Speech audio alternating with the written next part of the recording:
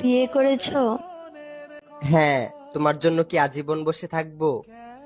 ভালো করেছো। বিয়ে তো করারই ছিল। একটা ছবি দিতে পারো? কিসের ছবি? ওই মানুষটা, যে মানুষটার সাথে বিয়ে হয়েছে। না না, তোমার নজর লেগে যাবে। না না না, আমি নজর লাগাবো না, একবার দেখেই ডিলিট করে দেব।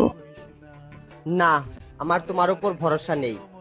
আমি ওর উপর কারো নজর লাগতে দেই না।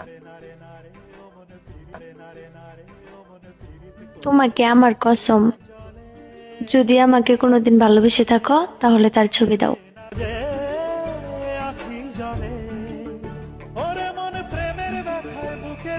এইটা তো আমার ছবি।